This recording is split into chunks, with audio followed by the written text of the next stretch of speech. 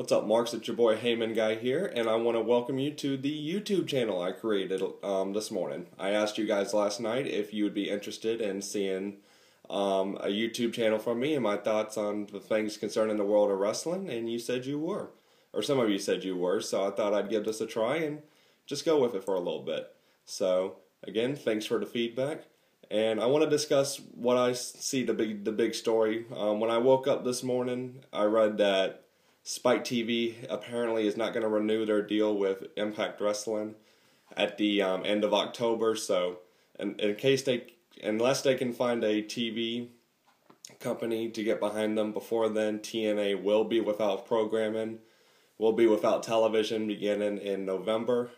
You guys all know I've done my fair share of TNA bashing, especially after the last few years, which I think it's fully deserved with things such as Tito Ortiz being the big August 1st special last year, the Claire Lynch angle. TNA has really produced some garbage. With that being said, I have never criticized the wrestlers of TNA. TNA has some tremendous talent, and I'm going to be disappointed for that talent if come November they don't have television. But it seems to be one of the main reasons TNA is not getting picked up, other than the fact they've basically had no growth. They've had the same ratings forever, was Vince Russo. It was reported a while back that Vince Russo was working for TNA, and it was recently confirmed through some emails that were obtained. And apparently Spike TV, they hate Vince Russo. They want nothing to do with Vince Russo. And to that, TNA, all I have to say is, you brought that upon yourself. You've fired and rehired the guy multiple times. Vince Russo is basically the Jim Ross of TNA. He keeps getting fired and brought back time after time. But Vince Russo does not have talent. Jim Ross has loads of talent. But Vince Russo has not done anything productive in the professional wrestling industry for 15 or 16 years now. I will admit, he did some stuff during the Attitude Era. It was successful.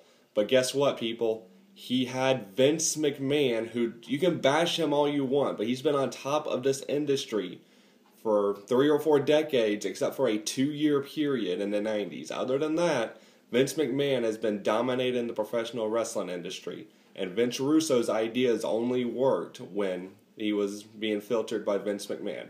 He went to WCW, and we got some of the crap there, like Oklahoma, which is a shame, and just his crash TV style of booking. He went to TNA.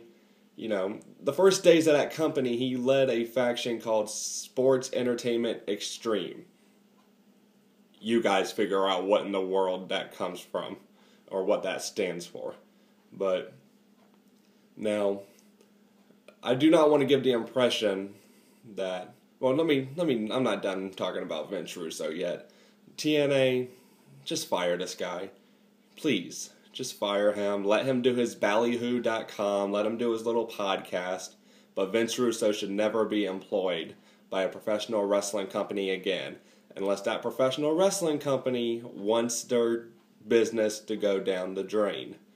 Now, with that being said, I do not want it to seem like I'm happy that TNA is without a television partner. I'm not. I want nothing more for the world of professional wrestling than for TNA to strive and succeed and start, I'd love if they were getting 2 and 3 ratings every week and we're putting pressure on WWE. The best time period in the history of wrestling was the Monday Night Wars.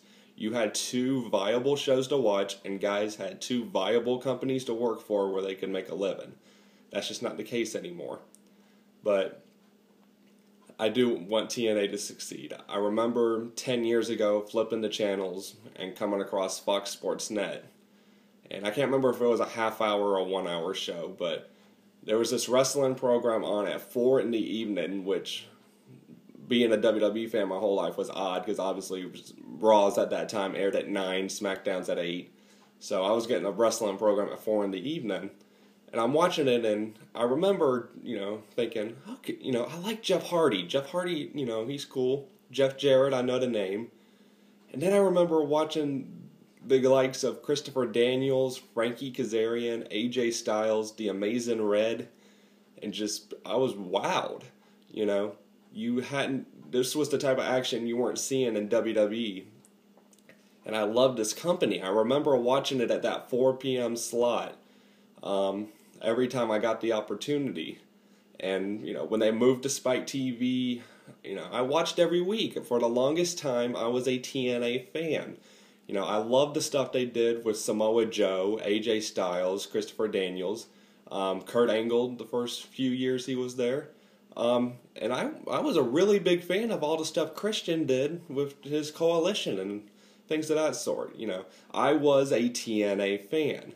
But somewhere along the way, maybe, you know what, I think it was when they brought in Hogan and Bischoff is when I got away from the product. Because I remember that January 4th, 2010 edition of Impact, you know, they were going head-to-head with WWE. It was a new Monday Night War.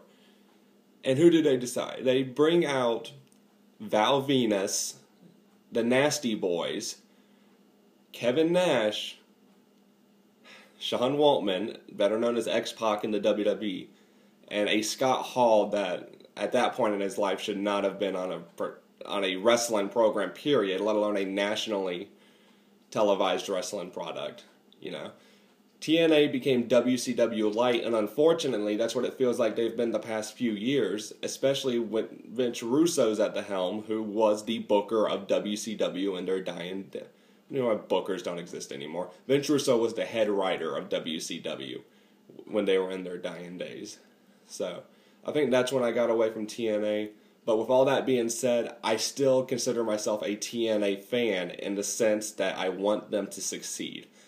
I want TNA to do great business. I want them to be a viable alternative to WWE. With that being said, I've been trying to think who maybe could pick up TNA, and I really don't know. I was thinking maybe CMT just because they're based out in Nashville, but in all reality, it could be any sort of channel. I mean, who would have thought a few years ago that the Sci-Fi Channel would have picked up a professional wrestling show? I mean, you know, at the end of the day, it's entertainment, and if a channel, a company thinks they can get big ratings out of TNA, they'll do so. So, with that being said, just to sum things up, TNA, fire Vince Russo. I think that's number one, fire Vince Russo. Okay? Let a wrestling person, you know, the New York tapings seem to have been pretty good, and I doubt Vince Russo's behind them 100%. So whoever was in charge of the New York City tapings, let them do things from now on, and I hope your company goes on to do bigger and better things. Okay, people, thank you. This was my first video. I'm sure it's a little rough, a little unpolished is the word I'll use. If you have any feedback, any constructive criticism, please leave it below. But until next time, I hope to do more of these, do them pretty often, and I hope to see you guys down the road.